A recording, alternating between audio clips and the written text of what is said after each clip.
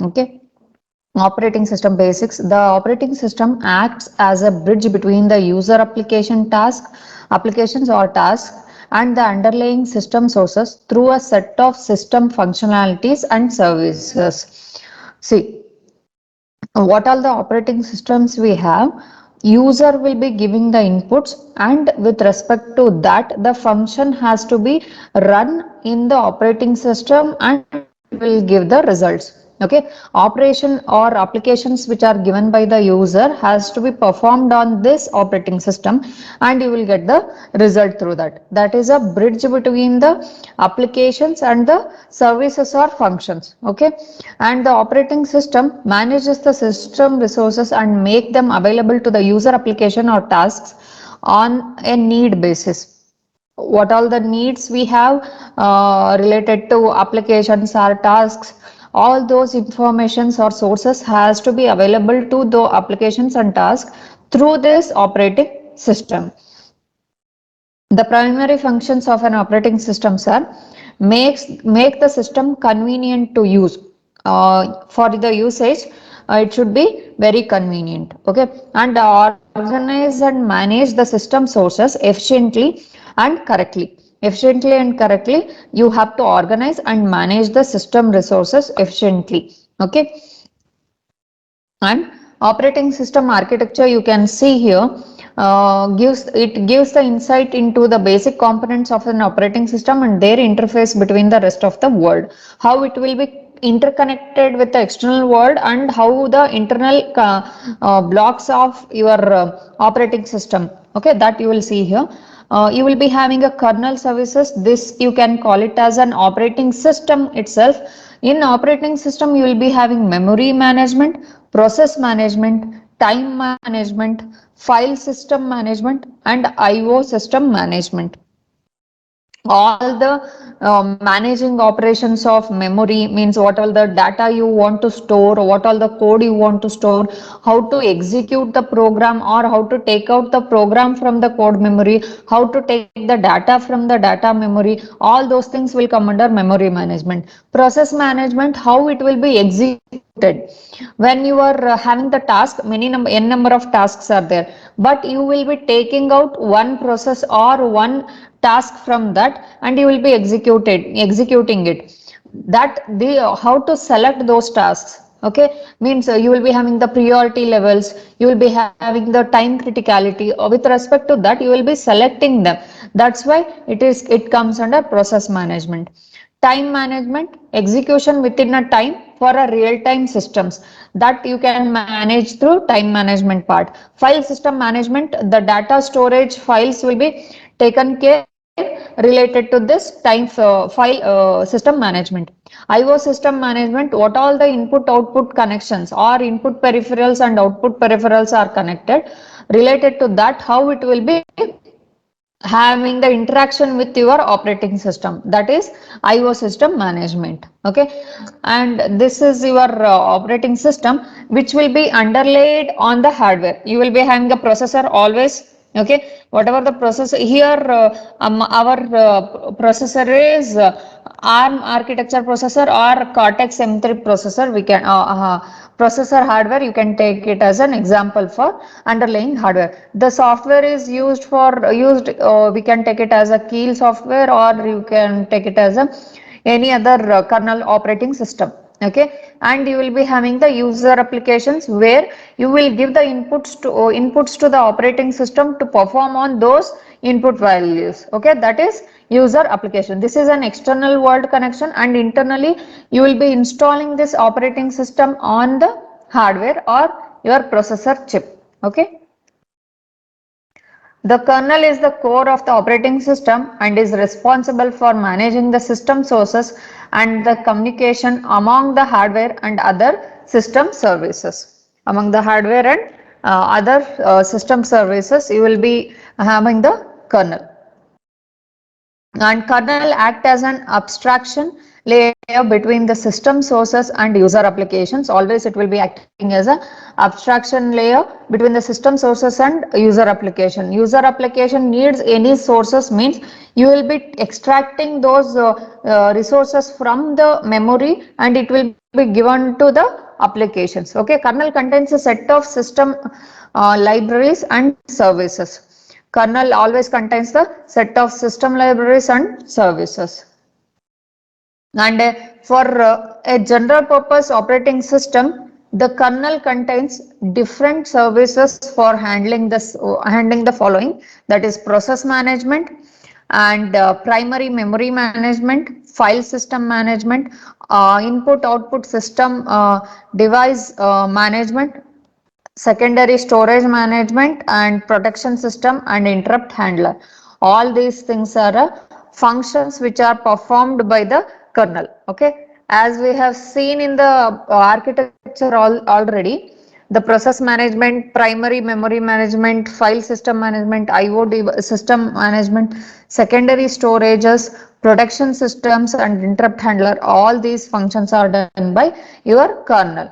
Okay, one by one we can see. In process management, process management deals with managing the process or tasks. What all the process we are giving with related to that, how it will be executed, all those things you will be managing through process management. Process management includes setting up the memory space for the process. Always you will be setting up the memory space where the process has to be executed. Okay, and loading the process code into the memory space. What all the related to task, what is the code is there, means you will be having the code to execute related to the process or task, that you have to load it to the into the memory space.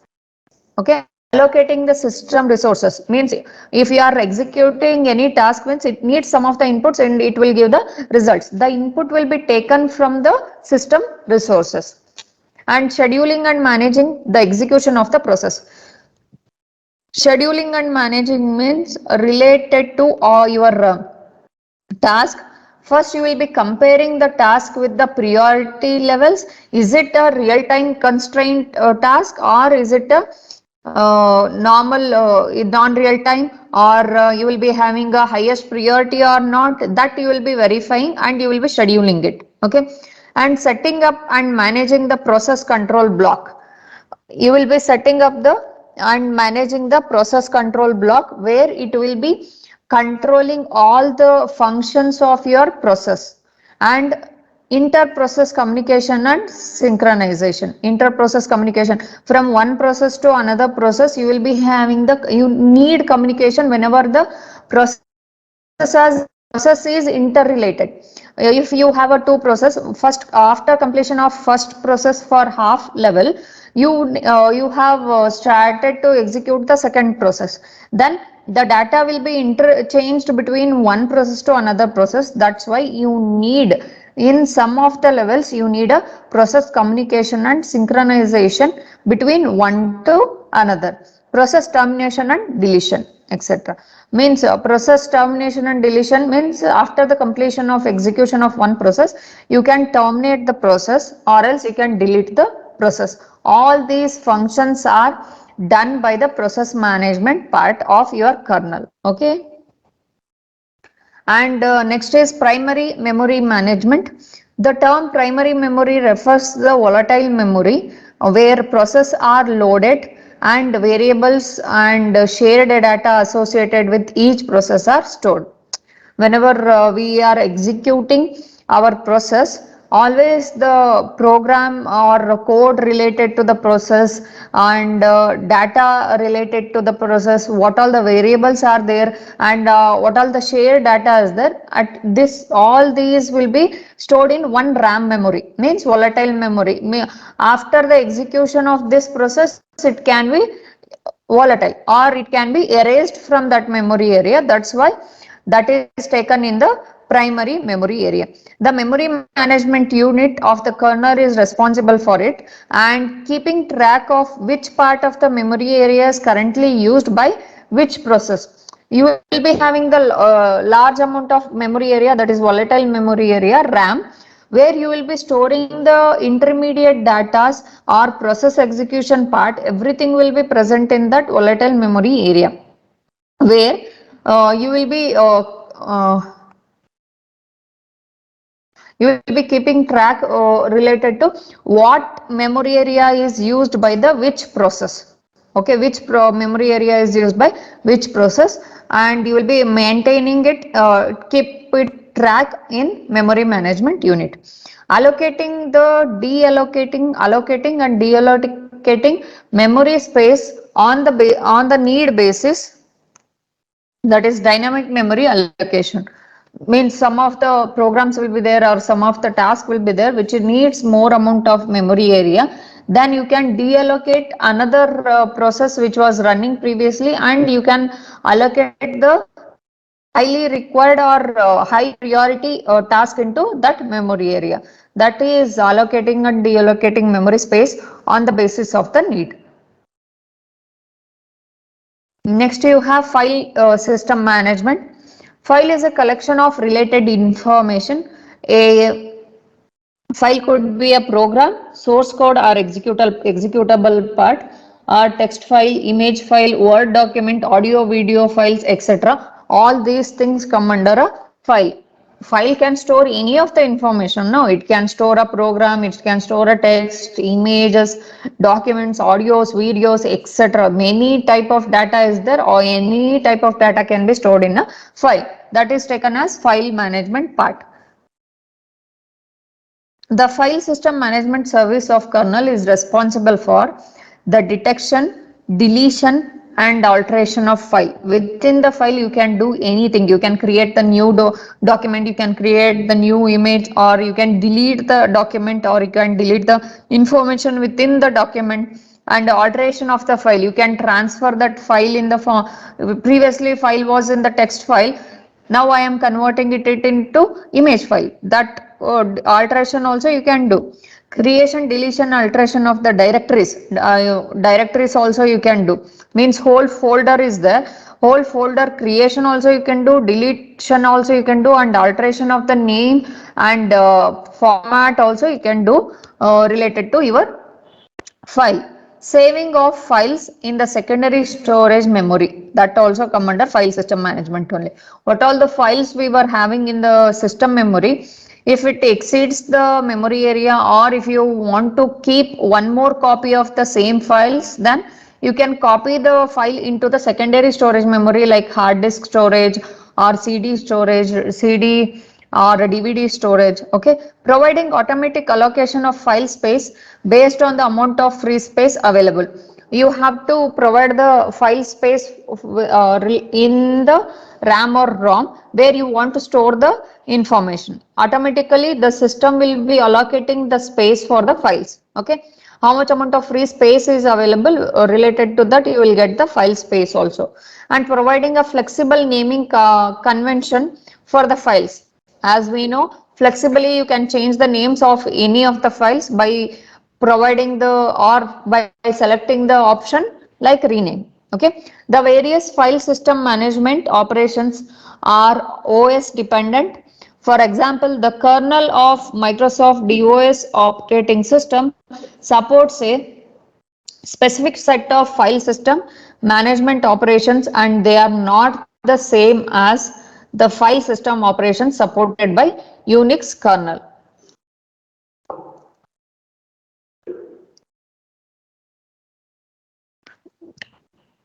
If I am taking an example, so many different type of file system management operations are there, but the operations which can be performed on your file systems can be differ with related to operating system.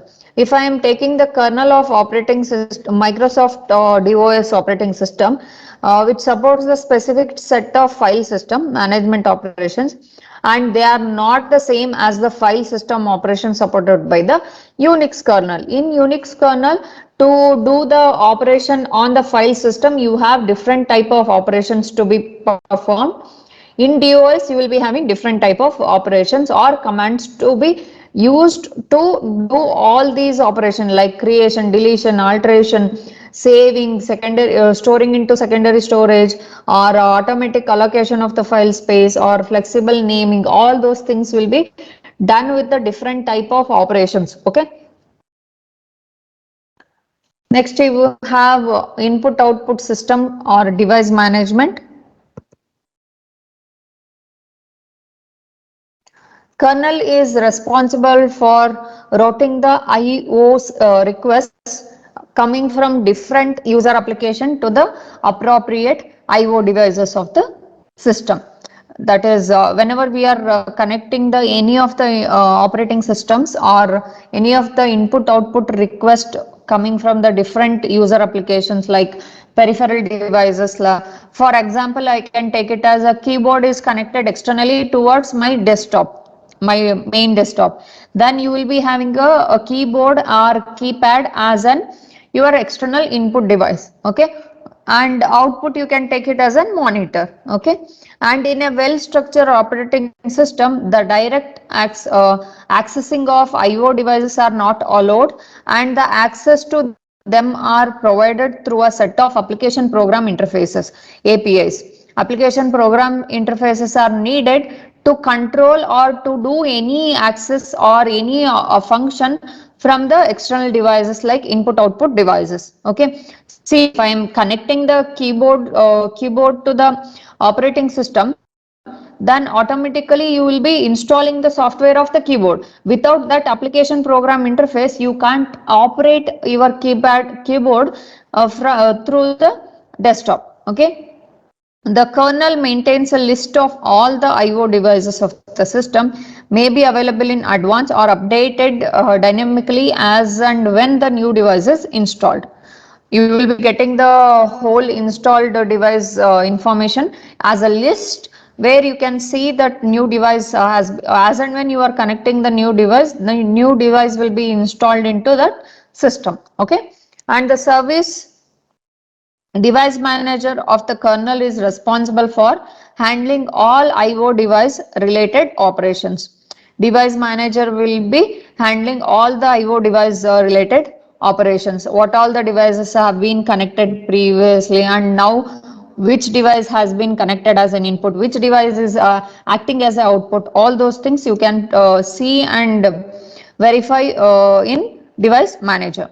The kernel talks to the IO device through a set of low-level system calls which are implemented in the service called device drivers. Always whenever we are connecting the IO devices, you will be always installing the device drivers to operate with the kernel. See, as I told you, if I am connecting the keypad or if I am connecting the any USB device or if I am connecting the external mouse, always the device drivers, how to communicate or how to operate the external device with the kernel, you will be installing those device drivers which will help us to operate,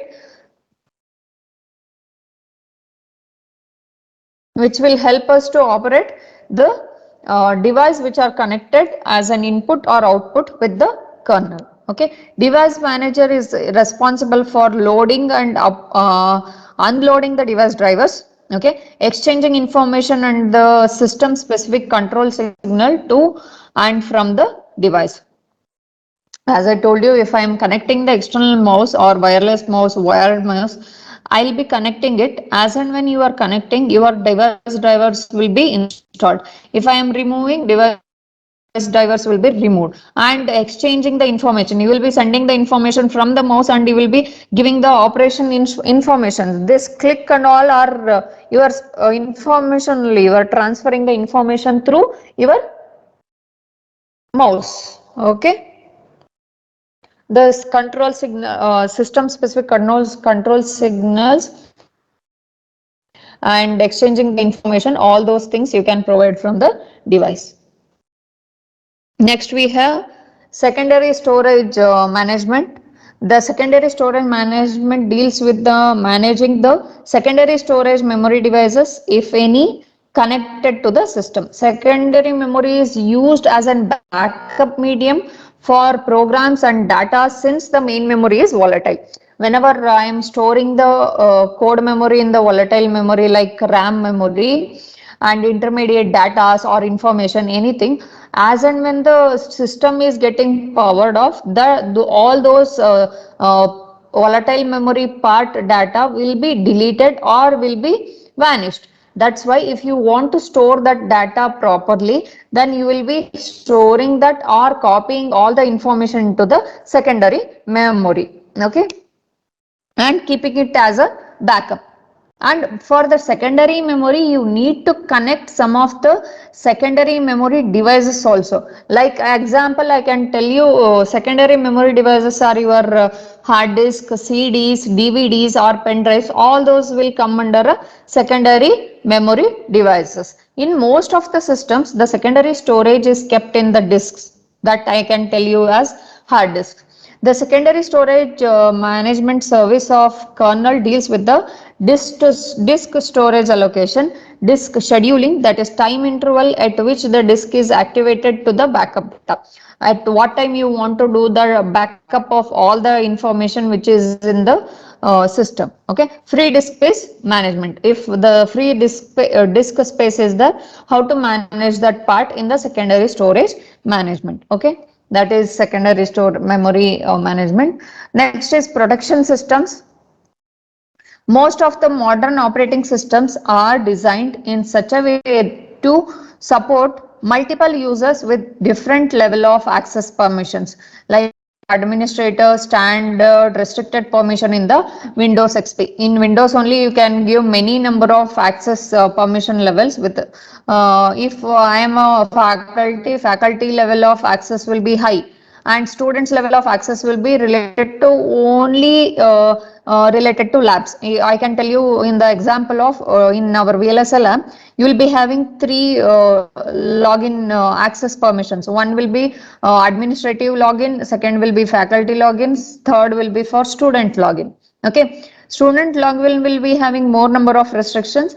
Administrative login won't be having any restrictions, but administrator can do many changes in any of the permission levels. Okay, and protection deals with the implementing the security policies to restrict the access to both user and system resources by different applications or processes or users.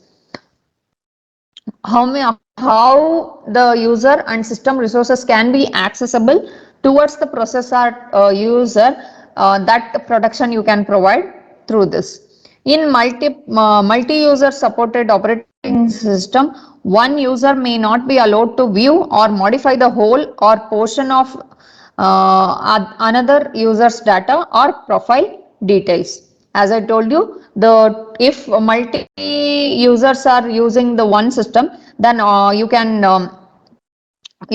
modify the whole data or portion of the another user's data or any data which has stored by the another person, which can't be altered by the another user. In addition, some applications may not granted with permission to make use of some of the system's resources. This kind of protection is provided by the protection services running within the kernel.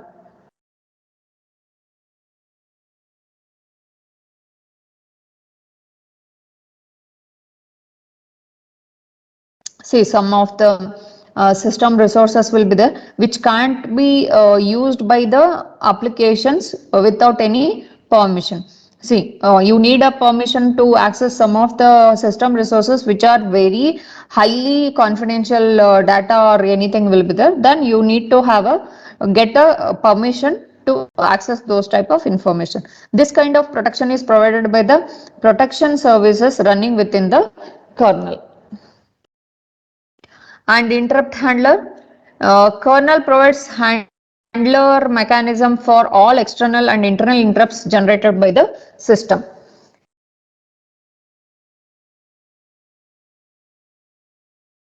Here kernel space and user space, the applications or services are classified into two categories. One is user applications, kernel applications. What all the user is installing from the external devices and all, that will become a user application. Kernel applications are which are already available in your system for the basic operations. That will be your kernel application. Kernel space is the memory space at which the kernel code is located. Kernel code means your operating operating system code is located in the kernel space only. Kernel applications or services are kept in this uh, contiguous area of the primary memory. In the primary memory where our operating system is stored, there only you will be storing the other applications of your kernel. And it is protected from the unauthorized access by the user or program or applications. User programs or application. User cannot access this memory area where the operating system has been installed, and with related to operating system, what all the external kernel applications are there or internal kernel applications are there, those also will be available in this memory area, which can't be accessed by the any of the user programs. You can't alter it, you can't rename it, you can't do any alteration related to these type of operating system programs. And user space is the memory area where user applications are loaded and executed. In user space only user, whatever the, see, I am a user for my desktop or laptop, no, what all the applications I am installing to run in my system, those will become a user application, and user can execute and load it. And the partitioning of memory into kernel and user space is purely OS dependent. Operating system will decide how much amount of memory should be for kernel and how much amount of memory for the user space. Some operating systems implement this kind of partitioning and protection, whereas some operating system do not segregate the kernel and user application code storage into two separate areas.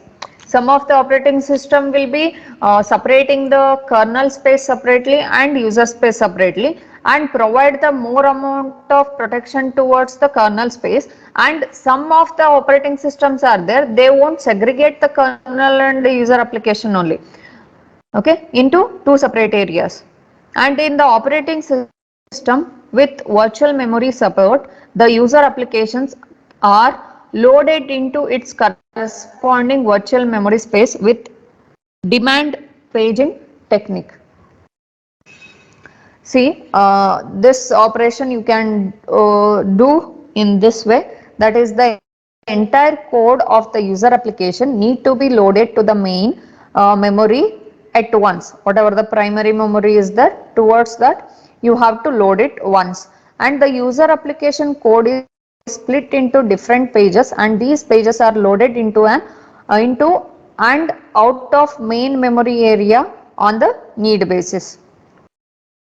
You will be splitting the main application code into different pages, and whenever the requirement of this application code is there, as the requirement arrives, you have to take out the what page has to be executed. Okay, you will be taking out the what all the pages has to be executed, or if the whole program has to, whole application has to be executed, then you will take out all the whole code only.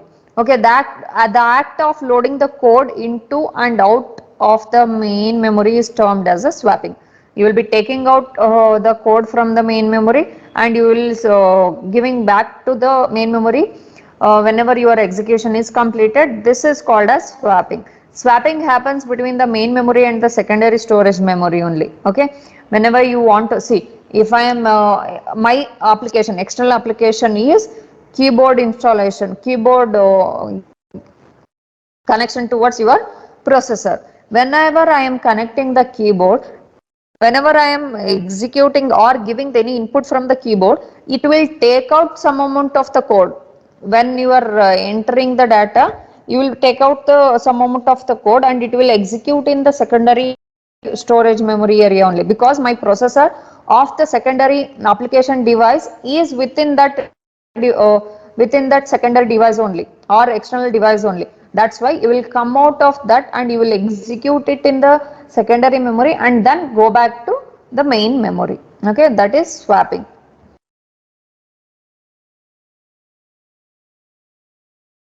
Next we have monolithic kernel and microkernel. The kernel forms the heart of an operating system. Different approaches are adopted for building an operating system kernel. Based on the kernel design, kernels can be classified into monolithic kernel and microkernel. You will be having the how the kernel has been designed and what all the building blocks are used and how it will be executing, how it will be operating. Related to that, you will be dividing or classifying them in these two format. One is monolithic kernel